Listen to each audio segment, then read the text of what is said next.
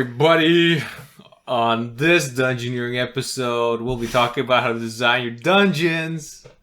Or in other words, how to make your dungeon make sense when you're building it. I don't know why I'm talking like that. You're talking pretty loud. I am. Right out the gate, we're just having that aggressive energy. Listen, you gotta after the ragu, you gotta pump it up, right? You gotta intimidate your fans. Alright, starting off strong. But it's physical dominance, right? Like, you have to know that you're here, you're subordinate to us. Yeah. So, just... Are you good? Yeah, I'm good. Alright, so in this context, we'll be using the 4th edition adventure, Keep on a Shadowfell, as an example of how you can take an existing dungeon and revise... Make it worse. Okay, you know what? I don't need this from you right now. But rewrite it, reimagine it, do whatever, in a way that tells an interesting story and also makes it feel more alive and lived in. That's important. I just realized I did not send you the stuff that I wanted to send you on from my PC. We here at Hippogryph strive for the utmost professionality and professionalism to explain to our audience that we are serious individuals. But yeah, the revised version of the adventure module will be included in the description box, so you can run my homebrew if you so wished. Subtle plug. Nothing subtle about this. Download that shit. It's also compatible with 5e, obviously, because who plays 4e nowadays except for Matt Colville? And you know, if you like, you can also follow along, since we'll be talking about some of the changes I made. So I guess the whole preface to this, and you know this story, right? When I was doing my master's degree back in Windsor, I was like, you know, chatting up this girl. Way to dox us, bro. Yeah. At some point, now they're gonna come and at some point, I was doing my master's in Windsor, and you know, I found out that she wanted to play D&D. She never got the opportunity to. So I was like, hey, who was this again? Oh, the second one, not the Windsor Cold Approach. Oh no, that one. Yeah, she was the GA with me. Yeah, I remember that one. Yeah. Let's come out so we can meet you. Yeah, that one. Yeah, yeah, exactly. And so I told her, like, yo, if you can get 2 or 3 more people, the one with the boyfriend, right? Yeah, I'll get to that. we'll get there. And she was like, just you wait. And she was like, yeah, cool, I'll let you know if and when I find the people to play. And so a little while later, your boy shoots a shot, you know, as he does. Did you ask her if you can get in that postscript? In a not so, like, brazen way, I kind of did. But I kind of I shot my shot, and, you know the rest of the story. She's like, you know. Oh, yeah, dude. Sorry, bro, I already got a boyfriend. Sorry, bro. And I was like, oof. But, you know, what can a guy do? And then a little while later, again, she was like, yo, I got enough people. You still want to run my D&D session for me? And I was we actually got into a bit of a tizzy about that, I remember. We did. Yeah. You're like, this bitch is toxic. I mean, I still stand by that, but I realized that what I had to do as a friend was support your endeavors. Yeah. Right? Ultimately, that's the thing, right? Mm-hmm. I can disagree with you, and I can think a girl is not the best thing in the world, but ultimately, you got to put your duties as a friend first before, being a shitlord. Exactly. Which I wasn't doing, so. But yeah, at that point, I was like, yeah, fuck it, why not? I'll run this game for you.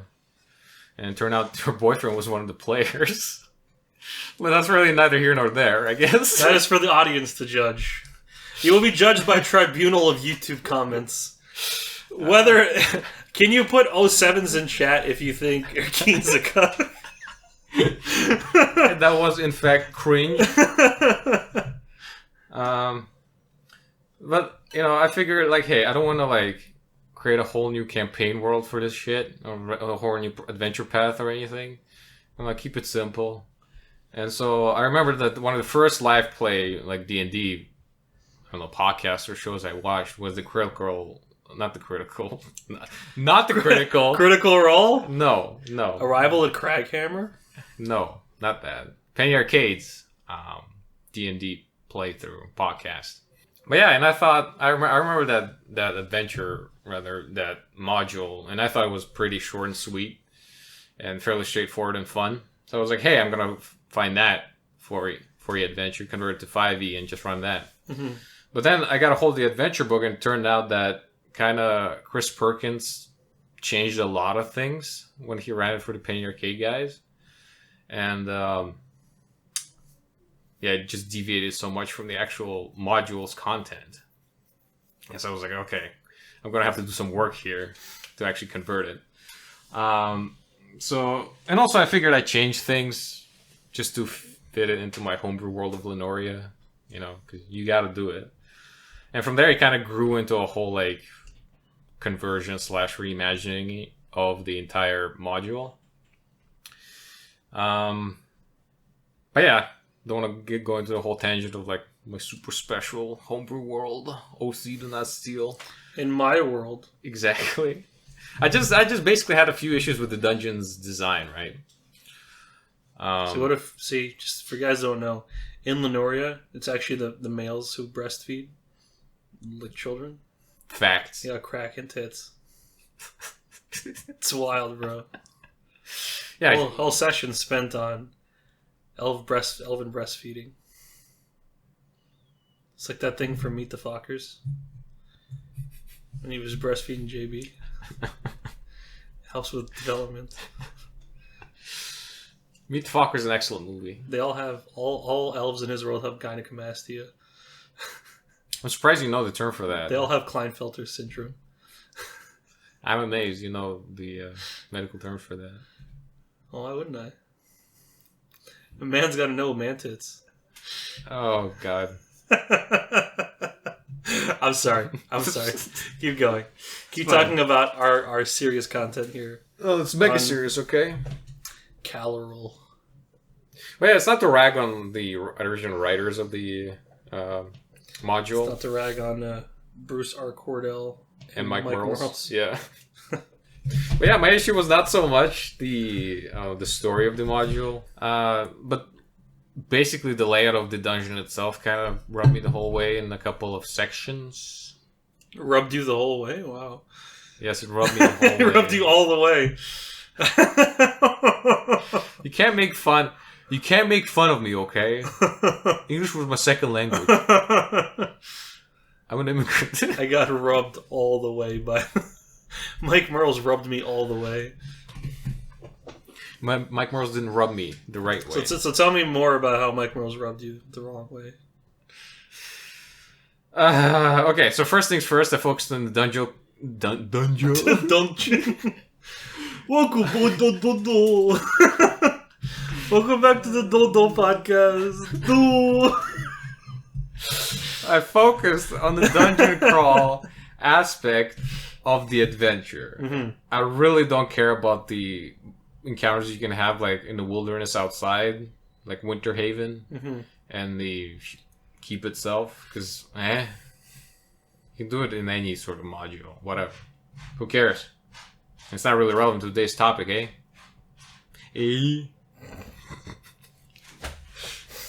I'm telling you, we probably should not. You're right. We probably should not have had the ragu before. I told you this ragu was a mistake. I feel ragu-y.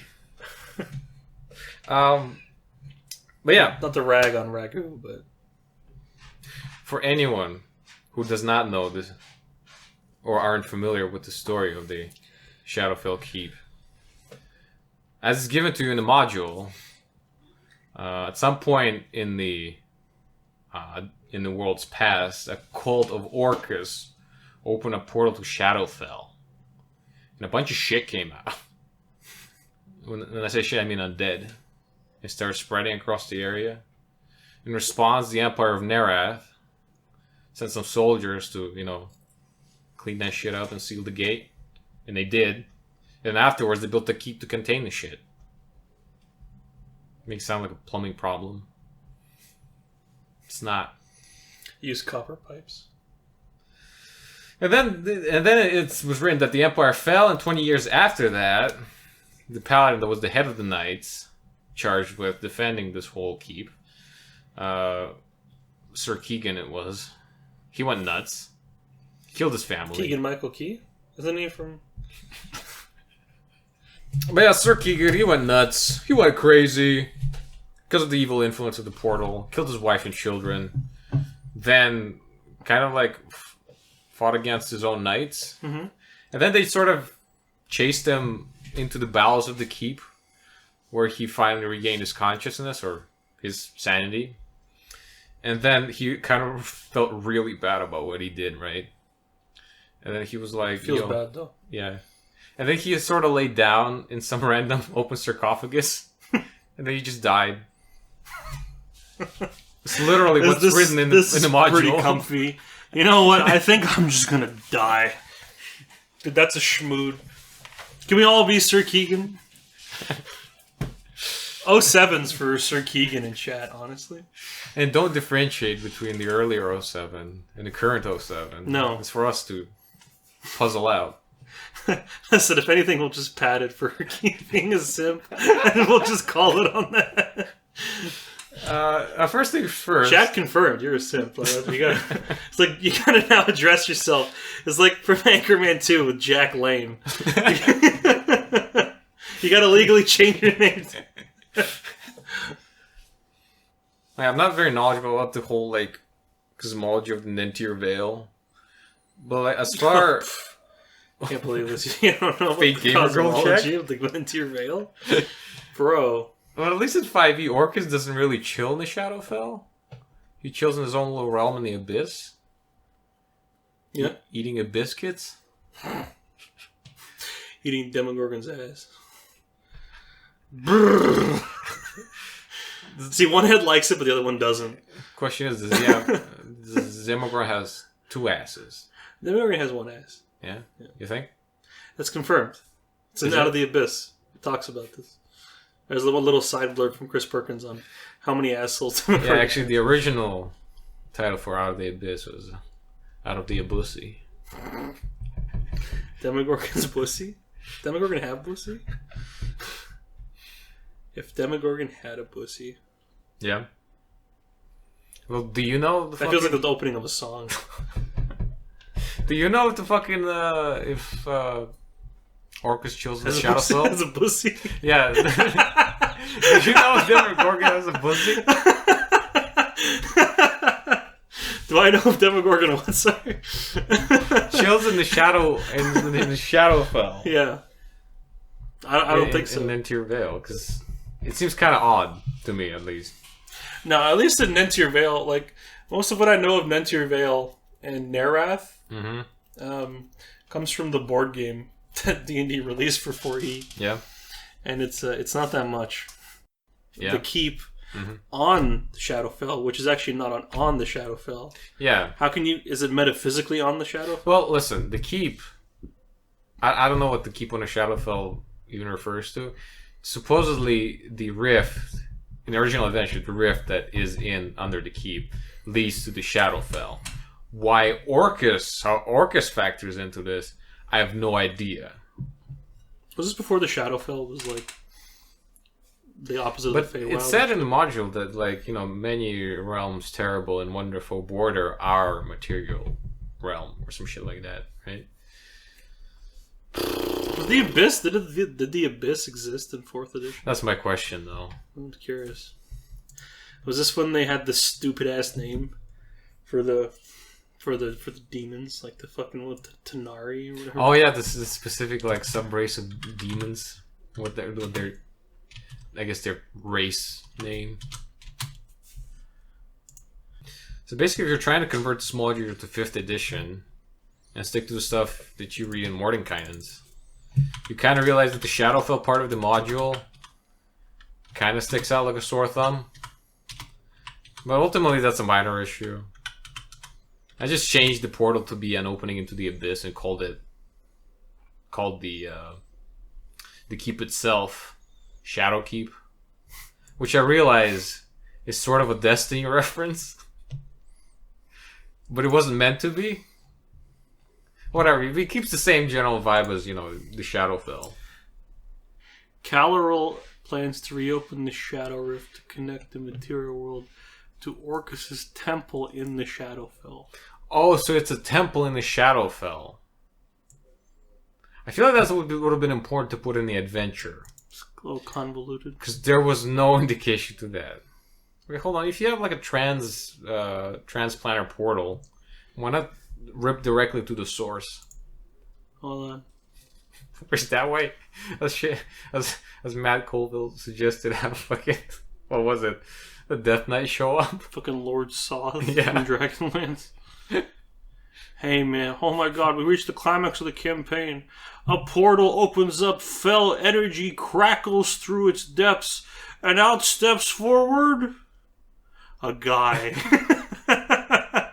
Oh my god. And then all my players collectively shit their pants. This is literally a dude. A guy walks out and he's like, what's up? He's like as tall as Tom Cruise. And he looks at you with that stupid little helmet visor with his two little glowing red eyes, and he's like, yo, what's up? I am Orcus' champion now. My players just gave up right then and there. They were like, there's no possible way. This is a scenario. He created a self-defense situation. Although I found it here. It said it in the thing. In the what? That Orcus has made many temples on many planes. It's very cool. But this one began on the material plane and then was sent to the Shadowfell. And now it's being used as a contact point to... Bro, why is this one such a stupid little detail so needlessly complicated? This is why Mike Merles is got fucking axed. got his throat slit by that Jeremy Crawford. Alright, continuing on. Yeah. The main issues I had with the dungeon's design is it seems to have been conceptualized as gameplay first, and then actual world building or lore second, which is not a bad way to go about it, but just something I don't personally jive with. Because some areas of the dungeon have obviously very strange floor plans. Just the general arrangement of things doesn't really make sense. Obvious. Be sarcastic to me right now. I'm listening. Our man's on Reddit right now. No, I'm not on Reddit. The most glaring one was the Area 7, right before Keegan's tomb, right? Yep, the module basically tells you that the keep was ostensibly built by the Narath Empire to house a Bahamut-worshipping, order of knights to guard the Shadow Rift, right? Oh, Bahamut. I was thinking Baphomet. No, it is rather confusing, especially for new players. Dude, Bahamut, Baha Blastmut. Very good. I like Bahamut Blast. I'd like a large Bahamut Blast, please.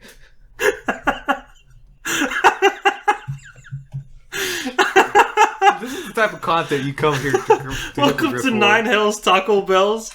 I'd like a Bahamut Blast, please. I'd like 10 order of Tiamat tacos and a Bahamut Blast.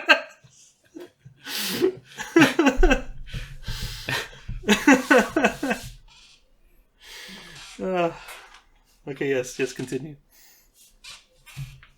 Lost my place. Keegan's tomb. Yeah, right. But right before Keegan's tomb, there's this area that's basically a hallway lined with 10 giant sarcophaguses. With 10 giant sarcophagus. Listen, we got 10 giant, huge sarcophagus. Isn't the plural sarcophagi? Don't call my ass about this. Guy. Sarcophagi. Exactly. That was a joke. It's basically fuck me. When the players entered this area, right? You gotta admit, that was fun. 10 giant. They probably don't have a camera to show. For those of you who don't know, the motion. He was making the white power symbol.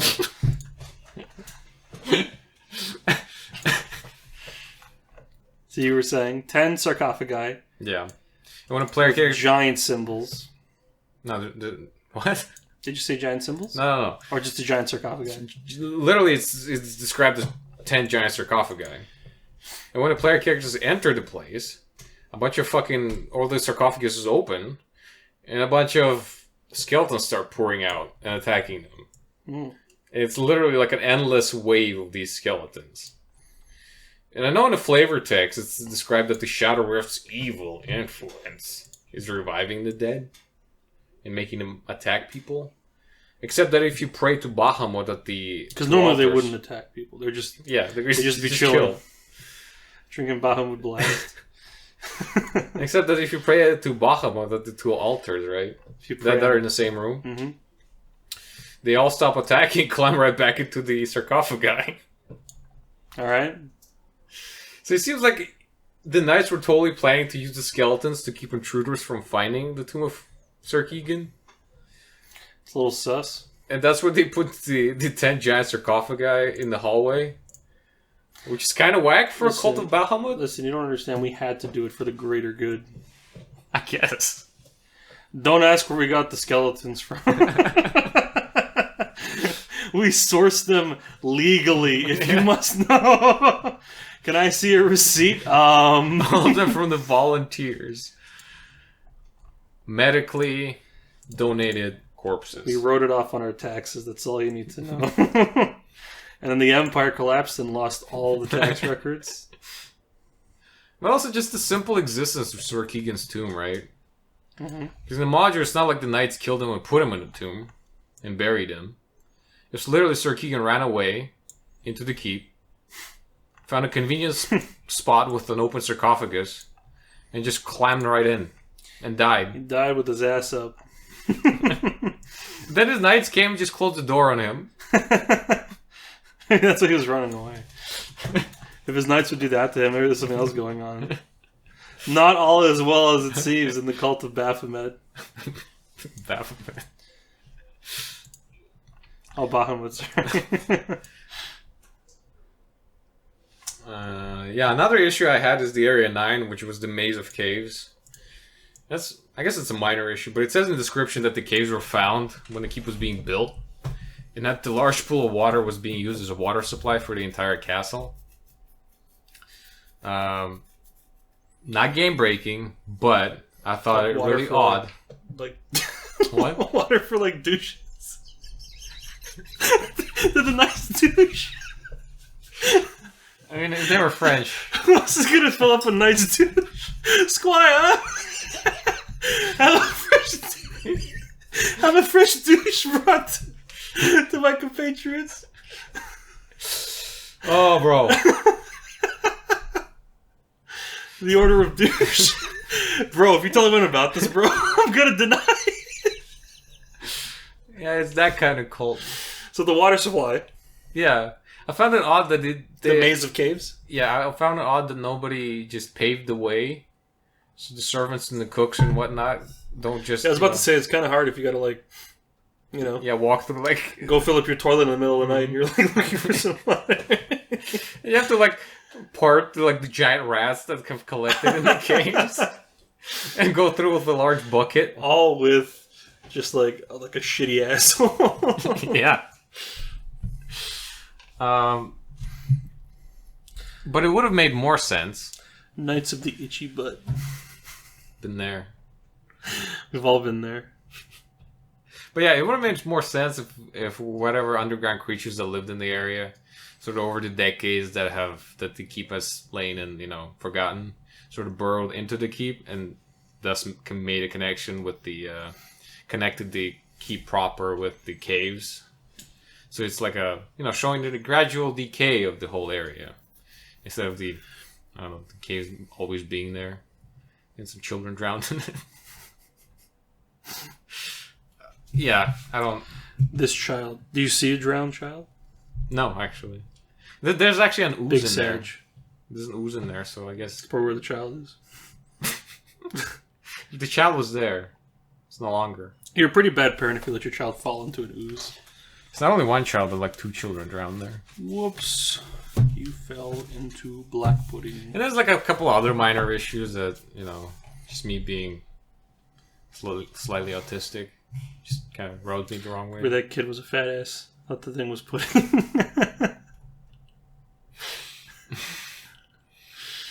But yeah, I understand what you're saying about like the world wanting to feel, or rather, you're talking mostly about the passage of time. Yeah, and the passage of time's effects on the keep. Exactly. It's just like Phil Robertson from Matt Colville's games. At the time, that's how he designs his dungeons. Mm-hmm. Is wanting them to make like logical sense. Yeah. Also, I think a big part of what you're talking about is like ecosystems forming. Mm-hmm. So I understand. I mean, like the gradual progression, etc. Well, you just don't want a dungeon or a world to feel static. Mm-hmm. Finally, the most glaring issue.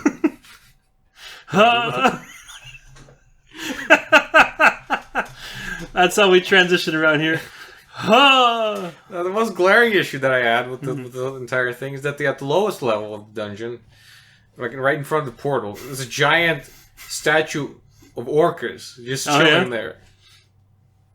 Why? Wouldn't the knights be like, yo, that's kind of heretical and also evil? We want to destroy that? Maybe they respect other cultures. Like, listen, we might disagree with it, but we gotta tolerate it for the time being. So we're just gonna close the door and pretend it wasn't even there. Hey, did you go... It's by the you-know-what room. Hey, Sir John, have you seen the douche? Oh yeah, it's by the you-know-what room. I don't know, maybe, again, the Death Cult brought that shit with them. You know, the new Death Cult that, occupied the keep during the adventure. Brought a giant block of marble. A literate stonemason.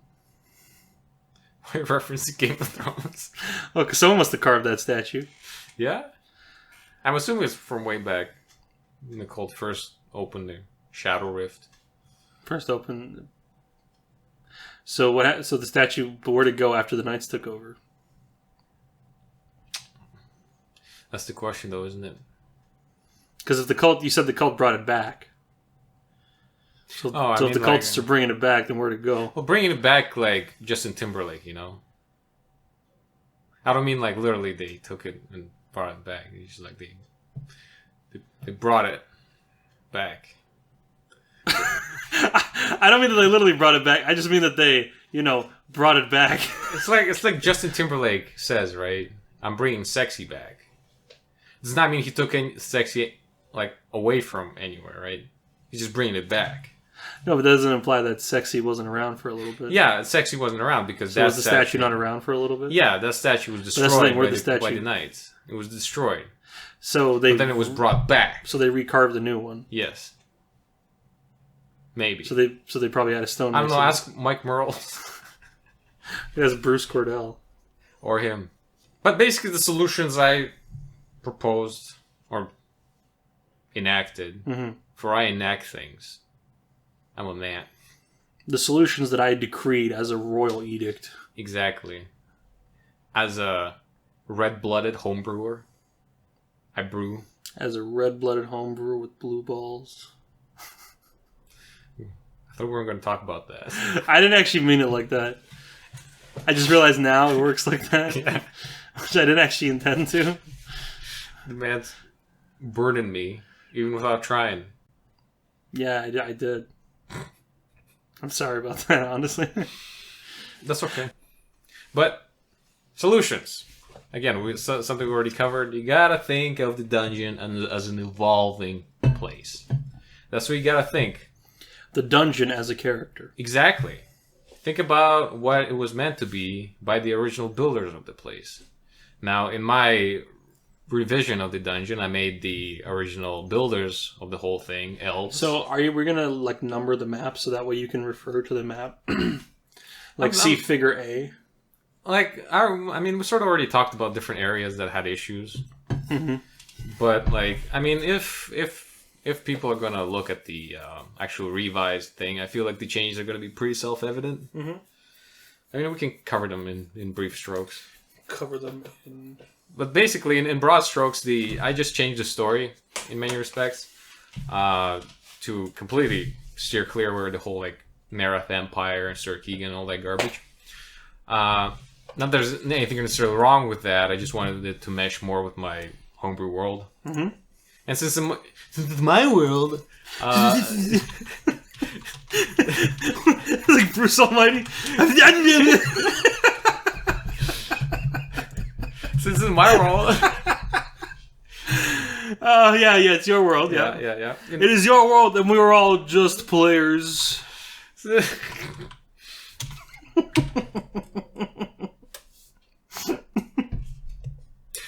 I'm listening. It's your world, and you're thinking about this is my world. And you wanted to get rid of the Narath Empire. Yeah, because I had a whole thing about how elves were basically the dominant race on the continent. And they lived during what's called now an age of magic. And during that age of magic, in brief summary, is that they all wanted to like peace out from the world and reconnect with their father god in Arvandor. You know, the celestial plane where, you know, all the elves sort of spawned from. Yeah. And so they built they built like a ton of these gates across the whole continent, which were meant to, you know... I know this part. Yeah. Be aligned with Arvandor, and they would just step through and get to their version of heaven. Unfortunately, the gates were corrupted and, you know, turned to lower planes, at which point a bunch of demons and devils and shit started coming out, and there was a whole giant war that the elves were fighting against them. And that particular point in history was called the Age of Doom. And then afterwards, after, you know, the whole Elven Empire got their shit kicked in, they managed to, seal the gates and beat back the demons and devils and such. Beat them off with both hands. Exactly. 21 Jump Street style. But with all of their, basically, with their empire spent, they tried to mount some sort of a guard watch over the gates, so they never are opened again.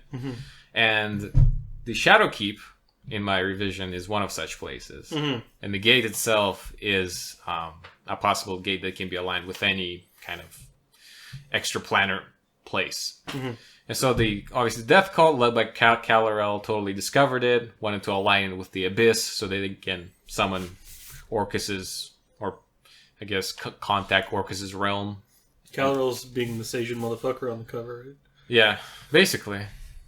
I actually have a token that I made of him, but it's not that particular piece of art. It was that art from the D&D movie. You know, Jeremy Irons' character. Dude, he was great in that. He just hammed it up so hard. Jeremy Irons is great in a lot of things. Yeah. But yeah. And basically, in broad strokes, this whole adventure takes place in this old elvish keep that, you know, this death cult is trying to exploit for their own ends. And so, since the one of the main things to consider is to think about what the dungeon or the place was meant to be by the original builders of the place. Well, since the builders are elves, and at first it was meant to be sort of a holy site almost, where, you know, people would go to journey to Arvandor. But then, after the Age of Magic came to an end and Age of Doom came, the top level that was built on top of it afterwards was meant to sort of keep both the gates sealed. Yeah. Keep. Very good. Yes. Shadow Keep was meant to keep the shadow. But yeah, it was meant to hold the place sealed. And also there's like a subplot of the family of the Elvish Prince who's gone mad, sort of invoking the Sir Keegan plotline. For more, you gotta actually read the module. It's all in there. Huh. That's how we entice you. Aren't you enticed now? That's how we cock tease you. Exactly. But you also, afterwards, after I guess the original builders have left, you also need to consider what happened to the dungeon once it was, you know, abandoned by the original creators. In this case, it was decay and destruction over a long like period of time of like 300 years. And obviously goblins moving in and using it as their base. I also need to consider who claimed it Just since. like in Goblin Slayer. Exactly like in Goblin Slayer. Does that happen to your players? Or? Yeah, it's that kind of campaign. On the module, don't worry, we'll mark out on the PDF where the goblin babies are. Yeah. So you can kill them. And we'll stat them out. So Don't worry about it. It's covered for you. And then you need to consider who claimed it in an intervening period and what purpose they use it for. So, for example, goblins use it as a home base. And also Death Call also using it as a base, as well as trying to open the gate to the Abyss, in my case. And the Shadow Rift in the original one. Another solution that I had was obviously change the story. Again, reason for that, I wanted to fit it better in my campaign world. And obviously, finally change the layout of the dungeon to sort of make it make more sense and flow it a little bit better. So remove some parts that don't make sense, because there's on the second level of the dungeon there's like this random hallway that splits off from the main path that I'm pretty sure just serves for you to run a gelatinous cube encounter, because it's a 10-foot wide hallway that just runs for like, I don't know, 90 feet, almost unbroken. yeah. And there's a gelatinous cube at one end, and like zombies on the other. But yeah, puzzles and traps obviously need to make sense in terms of the dungeon's But a purpose gelatinous and cube could make occupants. sense too, couldn't it? It could, but the problem here is that, as I said, it felt like a lot of parts of this dungeon were designed with gameplay purpose in mind, and not like how would the the residents would be using this place. It's fine if you want a just a fun dungeon crawl with like sort of nonsensical rooms, just for the sake of it creating interesting situations, tactical situations for your players. But like I feel like there's like a happy medium where you can accomplish both. Well, I would say like if you want to include like a cube or a pudding, I mean, one thing you could do is do what Out of the Abyss did, where they used the black pudding that was at the base of the prison. Yeah. That's like a waste disposal system. Oh yeah, that's actually smart. So the goblins could be using the gelatinous cube to just get rid of their garbage. Yeah. So you can have your gameplay elements. I think it's just a matter of like when you're designing these types of dungeons, you want to think about practical reasons why everything in the dungeon is there. Because then it also makes your goblins or your monsters seem intelligent and lived in. Like Goblin Slayer. Well, yeah, puzzles and traps also need to make, I think I already said it makes sense in terms of the dungeon's purpose and the needs of their occupants. For example, not like the retarded skeleton hallway in front of Sir Keegan's tomb, which would not make any sense if it was, a holy knight, a holy order of knights worshiping Bahamut, or the murder statue on the second level. You know the murder statue on the second level? Where it's like right before you enter, the second half where the cult basically lives. There's this giant knight statue and like a bunch of dragon statues that push the players into the knight statue, so it swipes at them with a giant sword. Like, it seems very convoluted and extremely situational. Why would anyone build that? This knightly order is whack. It really was. I don't know if these guys were exactly licensed. Yeah, are you licensed to protect this rift? Bro, do you have... Show me your Bahamut. Well, for example, and this is the part that I liked in the original adventure. Yeah. The little terror runes in the Crypt of Shadows. The ones that you step over and they emit like a death scream, both to warn the I'm thinking zombies. of that step from SpongeBob movie where Patrick would step on it and it would make a noise only when he stepped on it. He'd be like, roar, roar, roar. You just fuck with it. Case in point. I haven't seen this SpongeBob movie. Oh, dude, we're watching it. Sure. I can't believe you haven't seen the SpongeBob movie. It's just uncultured. I think I'm cultured through the fact that I haven't seen it. No. Get destroyed. No, you haven't. You don't even know. I don't know. You don't even know, man. But yeah, it's always something I see being used as by the death cult as an alarm and a defense system at the same time. But since in my super special reimagining of the adventure, since the original builders were elves, I included a lot of elvish puzzles. In particular, ones that have to do with the it might be elvish interesting. pantheon. It might be interesting to What? if you want to. What's the word? Is it moonlight? Moonlight those puzzles? I don't know what the word is. To suggest an idea of a trap being there for players. If a cult's moved in and there's ancient Elvis puzzles, it would make sense that not all of them figured it out. Yeah, and maybe exactly. some of them got totally fucking shreked. And so it's a nice little way to both in-world show things happening. Yeah. And also gameplay-wise, tell your players about a particular trap, show like some dead bodies of a cultist or a goblin. Actually, I was coming to that. Oh, were you? Yeah. Oh, so it's a happy example of parallel thinking. Okay, yeah. Because I have like this, because I replaced the hallway in front of Sir Keegan's tomb. I kind of redid the whole area. And instead of the murder skeletons coming out of the sarcophaguses, I have basically the elvish, the elves put animated armor as like constructs to guard this holy sepulcher. And because the goblins and the death cultists haven't figured out what to do and how to avoid this trap, you just have a bunch of like dead goblins and dead cultists lying in the hallway. Just to sort of signify that, hey, if you step into this room, you might fucking die.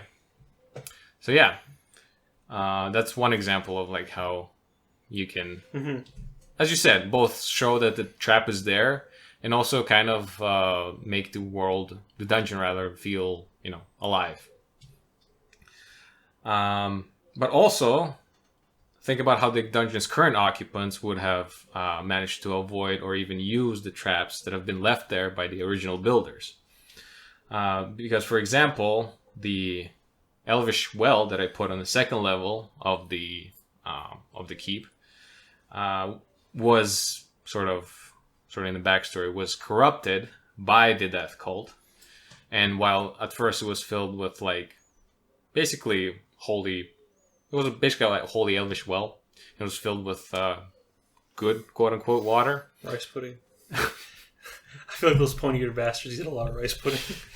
Now, it's filled with this black, bloody water that acts as a sort of a trap that will drown anyone who doesn't do the passcode. In this case, shed a little blood into the well before proceeding to the door. And by drown, you mean like overflow into the room? Yeah, overflow into the room and just like, start rotating. I kind of actually used one of the traps that was actually in the original version. I just sort of, it was only like one of 3 traps. I just sort of expanded it and made it the whole trap room. And yeah, that's basically my thoughts on the whole matter. I don't know if you have any. Yes, exactly. I don't know if you have any ideas. It's a keep, not a matter, so we just gotta be clear for us. I said matter, but whatever, bro. Whatever, bro. I don't know if you have any additional thoughts on the keep, on the entire topic of this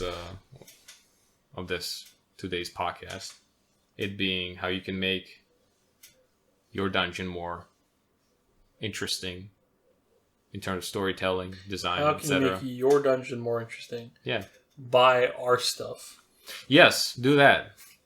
I don't know. When it comes to making a dungeon more interesting, I think, like you said, that was a good idea of thinking about what this place used to be. I think that's a big part of actually coming to an idea. Yeah. So if it used to be a keep or a barracks or a manor or whatever, that's important.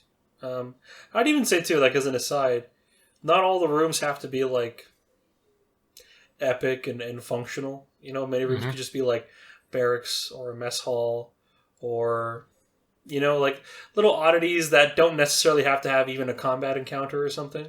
Just kind of places that they can see that show that this place once was a place where people lived. Yeah. You know? Especially if you're playing in Forgotten Realms and you have so many of these things that are built on top of each other. It's important to recognize that at some point those were built to do something.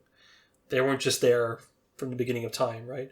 So at one point somebody built this and lived in it, and I would even, I don't know, you could even add a little bit of like a somber mood to some of these types of areas, you know, showing the certain inherent quiet sadness that like ruins tend to have. Yeah. You know, so I think that would be something, especially if you want to add flavor to your dungeon, to remind people that, like, you know, this is a place that people, in many cases, good people, once inhabited. I think that could definitely add to your world building, especially if you're trying to, for example, give across maybe your whatever your dead empire might be. I mean, typically D&D is built on dead empires. Yeah. So if you have some sort of dead empire, and this place, like in your case, was built by the Elvish Empire, right? A chance to show, like, the people of this empire and what they were like and how they were. I mean, if you're talking about world building and things like that, you know, it'd be important to even think about, like, you know, how do these people live? What things do they use in their day-to-day lives? And it helps you think about what these people are. And actually, through exploration, can show your players how they were. Like, almost like explorational world building. Just like Dark Souls, which you love so much. Oh, dude, don't get me started in Dark Souls. That would be something that I would add, is that not everything in your dungeon has to be strictly a combat encounter. Something could be something of, even like a lore encounter, where they just learn about the world, or learn about this place, or the cruel fate that befell it to make it into the dungeon that it is today. Yeah. I actually have also another way, I guess, if you want to, I don't know. It might be kind of a contentious thing, but another thing that I thought of. The rape dungeon? No. It's kind of contentious. I could imagine. Another thing that I thought of is that if you want your players to sort of give a shit about sort of the lore that you trying to put in front of them and to actually engage with it, is to sort of involve it into dungeons. Into dungeons. Dumbass alert. Involve it into dungeon dudes. It's to include it in your puzzles, is what I meant, and traps and such. Because ultimately, if you just lore dump on a guy, he's just gonna be, oh yeah, that's cool. In one ear, out the other. You just lore dump on his preface. Yeah, exactly. Then they're just gonna, you know, hear it, think, oh, cool, and forget. One of the ways that I sort of tried to have my players remember what kind of gods the elves even worship is to have the gods sort of be an integral part of the puzzles that are, you know, that they need to solve to proceed or to unlock a cool feature or like interesting room or something. That's smart. Because there's a whole like altar thing that I added where they have to match the object with the god. Discord alert. Yeah, where they have to match the object with the particular god that the elves would have worshipped back in the day, or even worship now. In sort of a small way, but at least one that they would hopefully remember. Yeah, these are my thoughts. So this is the lowest energy episode we've done so far, and we've only done 2. Listen, the problem was eating a copious amount of Italian food before recording. Yeah, honestly, I feel like that was the culprit. Never eat foods that want to make you take a nap before you have to do something. I feel like that's a good. Ragu is weaponized Italy. All right, I hope you enjoyed this particular episode of Dungeoneering. We've been your hosts, Erkeen, and my boy here, Aquil. Bro. Okay, whatever. Hope you had fun. Hope you enjoyed our content, and I actually hope you download our specially made dungeon and try it for yourself. And, you know, if you play it, let us know what you think. Call us hacks. Let us know in the comments. Exactly. Or email us. Or email us. We'd actually love to read your emails. That's a serious. Yeah, that's not sarcasm. That's for sure. But yeah, tell us if we're hacks. Tell us if we're great. We'd love to hear all feedback. And with that, bye bye. That's how you do a fucking sign off.